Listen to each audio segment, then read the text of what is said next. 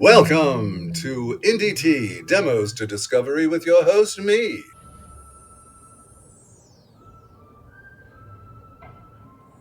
Today on NDT Demos to Discovery, we're going to talk about a discovery. Movement of the Flowers, a demo I discovered in that briefcase I talked about back in September of last year.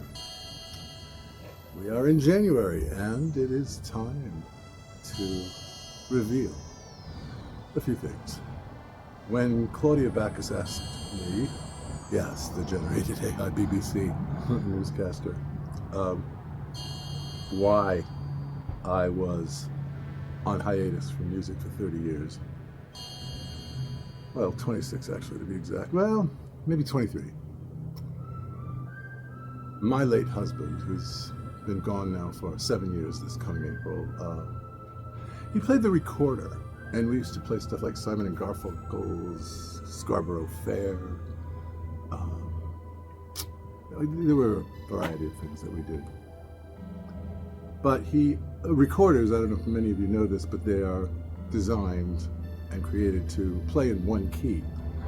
And I used to have to get blank sheet music and write out the notes, either that or use a capo on my guitar to play along with him.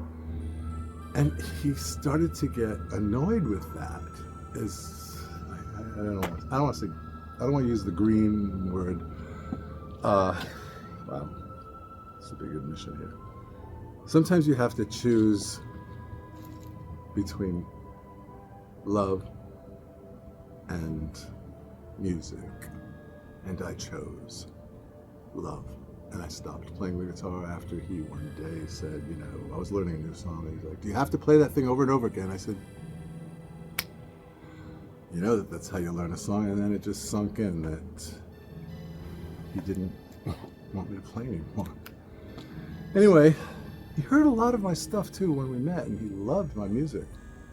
And what you're hearing right now is a song that's a demo, which will become professionally released, hopefully in the next month or two, along with maybe between 7 and 10 other songs throughout the year. We're going to release them as singles. I'm not going to do an EP.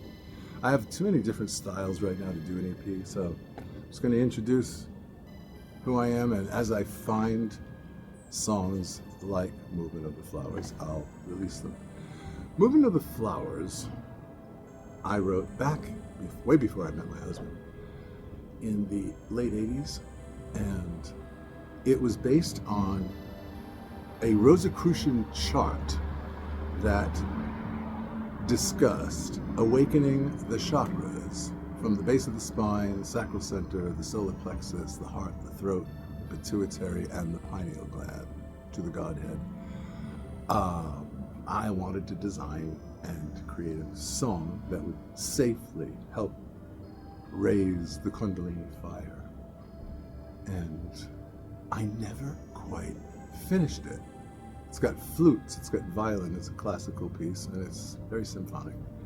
And I recently last year, started learning Studio One Pro 7, and it has a plugin called Tomita, which is by the great and late, unfortunately, Isao Tomita. He did lots of classical works like Stravinsky's Firebird Suite, Debussy's Clair de Lune, lots of classical music that he did with synthesizers. One of the first, he was a pioneer. Well, him and Wendy Carlos were pioneers in that field.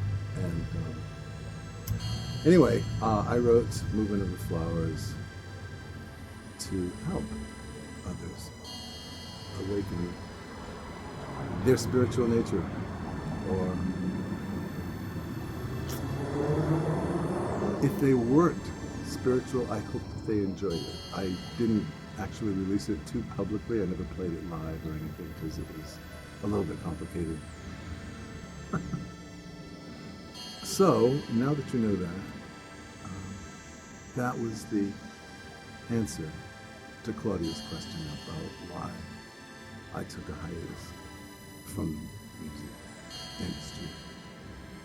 And I really just started getting back to it about a couple of years ago when I started playing guitar again. I moved, by the way. Well, yeah, I'm sure you remember that from the last episode if you watched it. Anyway, that's Movement of the Flowers.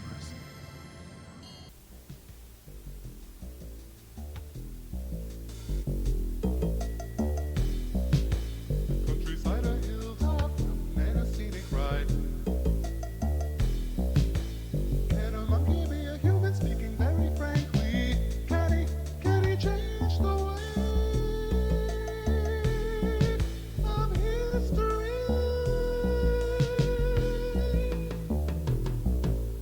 The outer blue hippopotamus is just for you. Give me a dream of a way to start a different day. Stelladora. That shocked you, didn't it? My Stelladora Hassenpfeffer song, based on a cartoon, Bugs Bunny, way back in the day. I don't even remember doing that. I came across it on a cassette and I thought, holy crap, should I do this? You think I should do this? Write in. I'd like to know. I'd like to do it. It's so bizarre. It's like way out of character for me. I don't even know how I came up with the concept. And I remember writing the words because it was really complicated to try to keep the beat of a Roland TR-707 to do that. Anyway, I thought I'd end on a comic note since we were just a little too serious. Down in the garden. And it's just about sunset, so natural light to light the back of my head and put a shadow on the wall so you probably can't see my face. I'm wondering. We'll see in a minute. So, Stelladora Hassenpfeffer. I don't even know why I called it that. I don't know. What does the word Stelladora mean? I haven't even looked it up. That must be something really weird. But I remember Hassenpfeffer from, like a rabbit stew kind of thing. The Bugs Bunny cartoon. Looney Tunes, Merry Melodies, one of those. And you know what I find really strange? Some parents, I won't mention any particular generation, but they don't want their children watching those things. Oh well, thank you for joining me today on NDT Demos to Discovery with my discoveries of some demos. I'm definitely doing Movement of the Flowers, but I don't know about Stelladora Hassenpfeffer. I wouldn't even know how to recreate that. I would have to do something in Studio One Pro 7 and come up with a beat that sounds like it, unless I could somehow transport that as a stem between my voices in there. And I can hear all kinds of harmonies and counterpoint going on. I don't know. Or maybe I'll turn it into a dark, kind of neon-ish kind of thing. She was so cool, by the way. I wrote that I liked one of their songs, my sisters, and they wrote back, at least I think it was them. Anyway, thank you for joining me today on NDT Demos to Discovery with your host, me, Peter